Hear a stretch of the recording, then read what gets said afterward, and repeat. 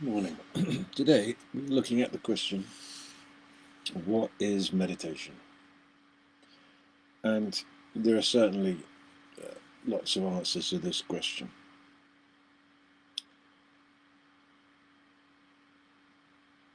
What is meditation? The simplest and clearest thing I've heard about meditation is that it's simply relaxed concentration. If it's just relaxed, you're just sitting there and your mind is just owning the space, filling it with thoughts. And no benefit comes from that. When that stops, you don't go, wow, I feel so much better for thinking. So there has to be the concentration. Con is with, centration implies center. So you relax and take your attention to your center. Relaxed concentration. Very simple. Because a lot of people don't realize that the mind has two capacities. On the one hand, it deals in thought, imagination, memory, all that stuff is about thought, thinking. But on the other hand, it has another function, which is that it can focus, it can concentrate. And the more you focus, the more you wake up in any one moment. And if in your life you get into a habit of focusing and concentrating in a relaxed way, then you will also wake up. What will you wake up to? You'll wake up to what is beyond, behind the mind, the thinking. All the suffering that we have, it only comes through one doorway, and that is the mind, the thinking. There's no other way it comes. It doesn't come through pain. Pain isn't suffering. They're different. People can experience great pain and not suffer, or a little pain and suffer a lot. Suffering is what the mind makes of the pain. I had intense migraine yesterday, out of nowhere. Really, really painful. Frighteningly painful. But I was still able to kind of watch it and not turn it into too much suffering. And then strangely, last night, I woke up from an amazing dream. And I was so happy. I was incredibly happy. I'd been in this 10-piece band that just played this amazingly positive music that was just really magical. And I woke up feeling really happy. But then I looked at it, I thought, this state is too good to be true. So I enjoyed it, but I was aware that it would pass. I was aware not to cling to it. And in the same way with the pain that I had several hours before, the previous day, I was aware not to become averse to it. Aversion and craving. These are the two things that bind us into suffering. Anyway, what is meditation? I've spoken to a lot of people. I've been meditating since I was like 18, and I do it every day. I love it. And so much has come from it. But I've spoken to a lot of people about meditation over the years. And a lot of people say, oh, yeah, no. Most people do know they should meditate. Pretty much. People know meditation is a good thing and they should do it. And I say, well, what's the problem? And they go, my mind, it's so strong. The minute I sit down, my mind comes in and takes me off somewhere and I can't meditate. I can't. My mind's too strong. i.e. there's something wrong with me. Is that true? I don't think it actually is true. It's a bit like corral. Say you've got wild horses and you've never put them in a corral, and then you build your corral, your intention to meditate, and you don't just whistle and they suddenly all come in and line up. These are wild horses. You haven't had any control over your mind at all. They're not going to suddenly come into the corral. But if you build a corral, your intention, and put enticing food in there, whatever, eventually they start to come, and then they come more, and then they come more, and then they really enjoy being in the corral, and they'll come whenever you open the door. It takes practice. So there's two things. On the one hand, there's practicing meditation, and on the other hand, there's meditation. When people say, I can't meditate, my mind's too strong, you never hear people say, oh, I can't meditate. Oh, no, I can't masturbate. I just can't do it. Now, you might hear people who've given it up, because they've taken some vow or something. But you don't hear people saying, I can't do it. My mind's too strong. I sit down and I want to, but I can't. You don't hear that. And meditation, without being crude, is very similar. Because to masturbate, what do you need? You need to focus. And you need to know the technique. And you need to relax. And if you've got those things in order, then you do that and you'll have a fantastic energetic experience. And it's very similar with meditation. You find a technique that works for you, you relax, and you concentrate. And then a beautiful thing unfolds. So the idea that I can't is not actually true. Even if you've got wild horses and you've got a very strong mental momentum, you can still meditate. This is great news.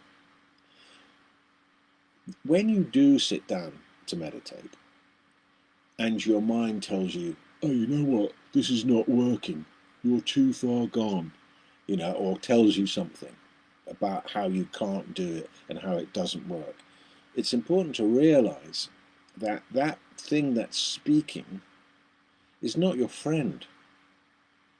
It's trying to rob you of something that's going to do you a lot of good. And not only is it not your friend, it doesn't know what it's talking about. It doesn't know anything about meditation. It thinks it does, but actually it doesn't. Because you can't really do meditation wrong. It's not a thing that you can measure. You do it and there's benefit. You keep doing it and there's more benefit. You get earnest about it. You get passionate about it. What creates the earnestness? There is a kind of point where you meditate, where you actually get that it is doing you good in a way that nothing else does you good. It's not like a massive, it's a subtle thing. And that over time, you notice things happening. Now, when you practice meditation, which is, you shouldn't do it for too long, practice meditation. There are people who practice meditation for decades and never really got beyond the initial stage. With the practice of with meditation comes realization and growth and cleansing and self-realization. You realize what the self is by meditating.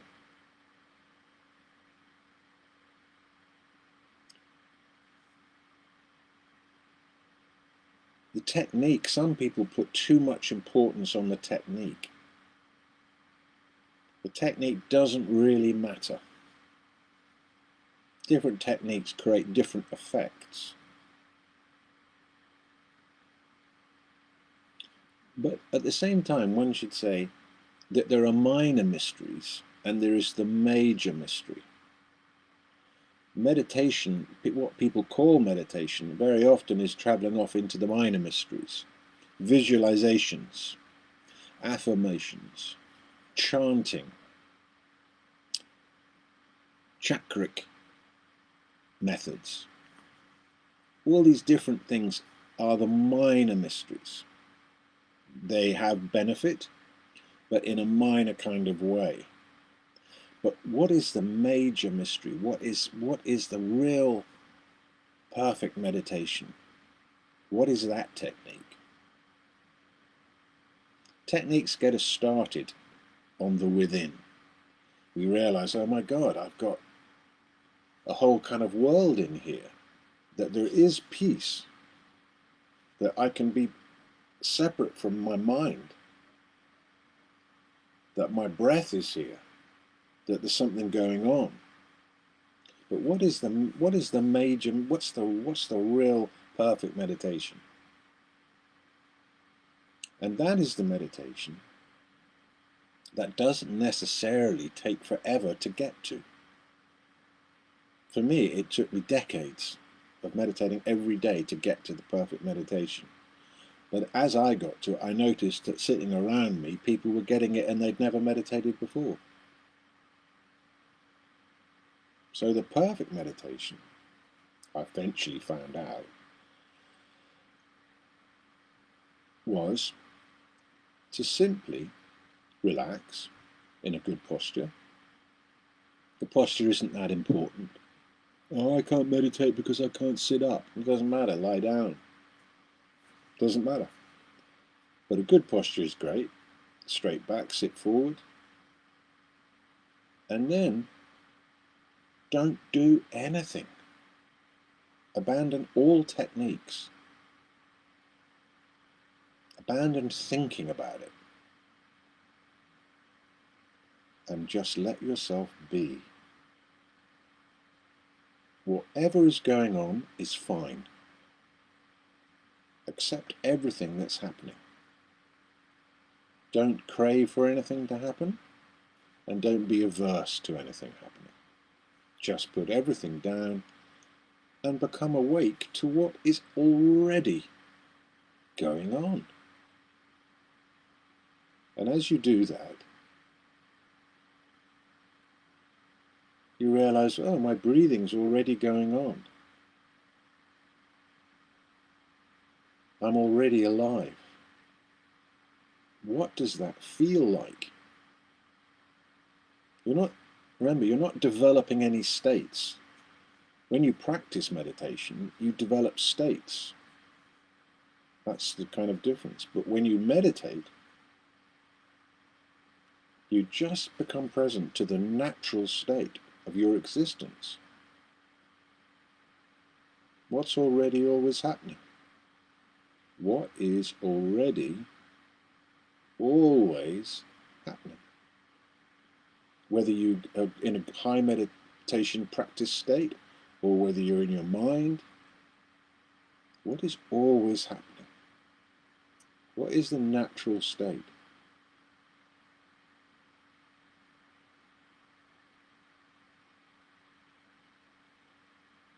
And as you start to feel it, it absorbs you. And naturally peace comes. Naturally stillness comes. And there's no end to that stillness. Stiller and stiller and stiller and stiller. More and more and more profound peace until literally the sacred is the natural state. Literally the divine is the natural state. And it's endlessly wonderful. It's never like, oh, I got there, that's it. No, it's always more. It's always the same, it's always changing. There's always more. And as you get more and more comfortable with the natural state, it becomes easier to find. Your presence, it becomes easier and easier to find. And something inside you says, stay in presence as much as you can.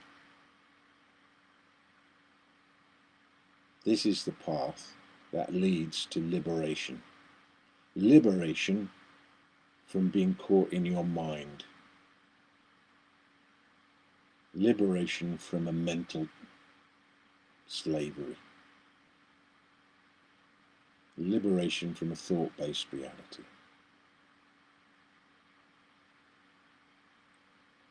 No matter what your mental state,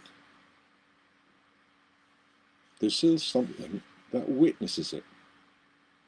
Oh, I've been depressed now for months, someone was saying. But the thing that observes the depression, you wake up in the morning, oh God, I feel really shit. You make your coffee, oh, I still feel really shit. 2 hours later, oh, I feel really shit. Oh, it's raining, I feel shit. Go to bed at night, oh, I feel really shit. What a shit day. But the thing that observed whether or not you were feeling shit was that shit. So meditation brings us to the place that observes whatever we're feeling about our lives and ourselves, but remains untouched by it, the unassociated self. We can rest as that. It's a very simple thing, meditation. Everybody can be good at it. Now, if you can't concentrate, there are ways to develop your concentration. But the natural state, the great meditation, the true meditation, will just absorb you anyway and concentrate you anyway, naturally. But if you want to, you can do things that will increase your capacity to concentrate. Like in Buddhism, there's a method called Anapana. And that works incredibly well. I mean, it's very simple, but it really is effective if you do it for a while. And that technique is you just place your attention here. And you just, your task is just to be present to the sensation of air coming in and air coming out through your nostrils and over this area here. And if you do that for a bit, you'll notice that your capacity to focus starts to come together. And if you do it a lot, then you'll really notice your focus and your capacity to focus increase. And to start with, it's difficult. You say, I want to put my attention on my breath, or I want to put my attention on a point, or I just want to sit in the natural state. And for a moment you do it, and then your mind runs off. But after a while, if you persist, you'll be able to place your attention on where you want it to be and have it rest there more and more easily. Because the key to realization is to be able to experience longer and longer uninterrupted moments. Most of the moments we experience are 10 seconds maximum long between one thought and another. So by not blinking and by not thinking, we open a moment. And do it now, you'd see what I mean. So just choose not to blink, look at me, and just focus for as long as you can. And notice what happens as you just rest in that attention. The key is not to blink. Immediately, something starts to happen. You start to become present to what you weren't aware of that was part of this moment, the energy of this moment, the clarity of this moment, the peace of this moment. And the longer you keep the moment unbroken by blinking or by going off in your thoughts, the more it unfolds. And that is the realization of what is. The Buddha, after his enlightenment under the tree, he moved from the tree and he sat down under another one and he gazed back. And it is said that he gazed unblinkingly for several days and nights. And what was he doing? He was opening a moment so that he could realize what actually is. But if you keep opening a moment and closing it, keep opening a moment and closing, it's like a Groundhog Day. You only ever see the same 10 seconds. So the key to realization is to open and become absorbed and to sit in an unbroken moment that's longer and longer. It gets longer and longer and longer. And then you'll start seeing the truth about who you actually are or what you actually are. You'll see it on the level of experience. And then you'll see how that connects with what else is. And your realization will come not from a book, because it can't. Only understanding can come from a book, but realization comes from your direct experience of what is. And that is gained by simply sitting. Perhaps you practice meditation to start with. Perhaps you'll chant to start with. Perhaps you count your breath to start with. In one, out one. Terribly boring thing to do, but it works. Or perhaps you'll just watch your breath come in and go out. Or perhaps you'll do the Anapana to start with. But ultimately, that's practicing, and then meditation itself is just recognizing what is and being it. I spent decades trying to develop states, thinking it was the real meditation, which it isn't.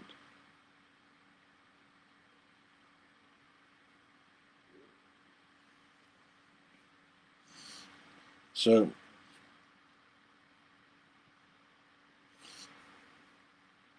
the key is this: if you're going to do something, do it fully.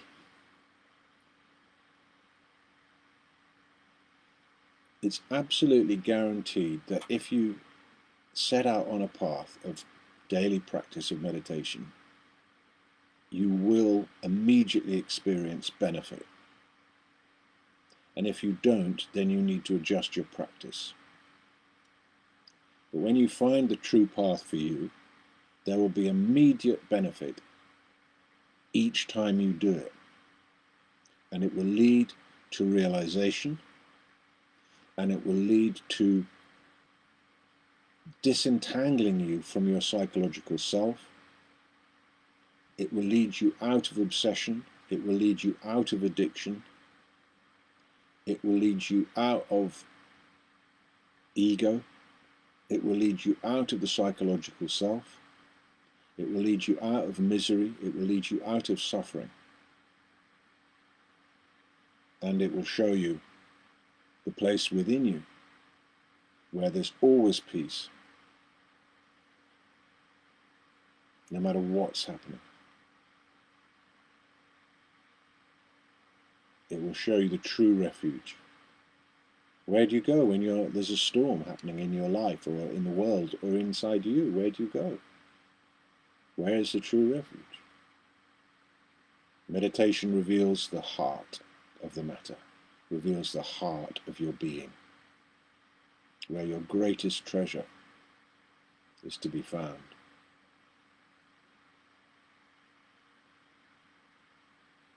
But if you listen to your heart, it will be telling you need to meditate. It's good for you. And if you get some discipline going, it has benefits all round. Doing what you feel like doing when you feel like doing it is not the path to success in anything. A lot of people are like that with meditation. I'll do it if I feel like it. I don't feel like it, I won't do it. So every day they have to go through this whole thing. Do I want to? Don't I want to? Whereas you could just choose to meditate every day and leave it at that. Choose once and mean it. And then your life kind of reconfigures around that choice. So every day you sit, you build in your daily schedule, you have a part where you just always sit. And then you feel such great benefit. You feel yourself growing. Now, if you're doing a meditation practice for years and years and years and you don't feel yourself growing, you're not really meditating. You're still in your mind, in a room in your mind called where I meditate. That's not the same. You won't grow there. Your obsessions, your addictions, your psychological self won't change. And you'll also notice that your capacity to concentrate won't increase.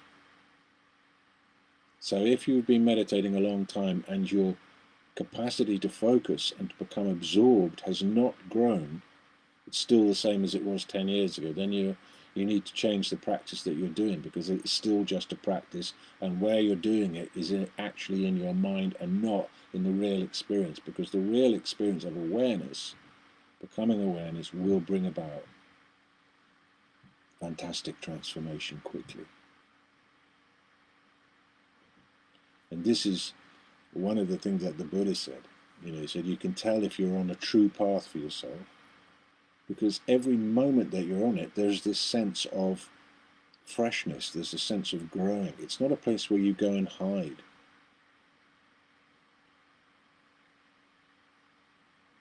A lot of people make that mistake. I made that mistake. I spent a long time in a meditation room in my mind, thinking that I was better than everyone. I grew in incredible conceit. And it was only by great good fortune, actually, when I had a near-death experience, that I saw that and was able to accelerate and get to the natural state. The natural state is it, how you are right now. Are you present to it? You look at the sensations of your body. Okay, there they are, whatever they're doing. Look at whatever your mind is doing. Look at your feelings. How your feelings are relating to this world. Okay, there's all that. And then go further in and further in, until you're just resting, observing, noticing, not doing anything, just being present and awake.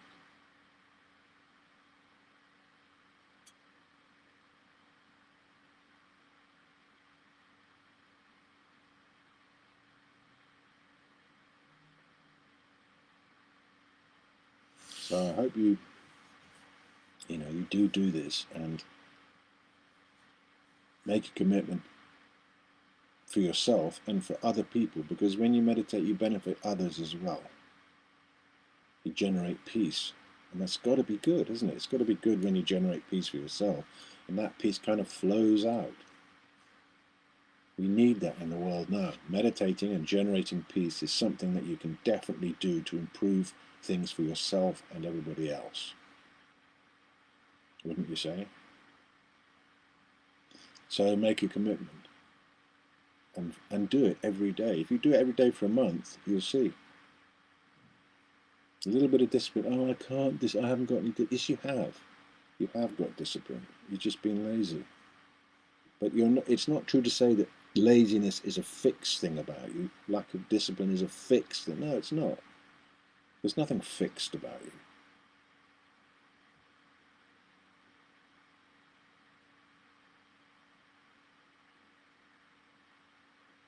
So much can come from one good choice.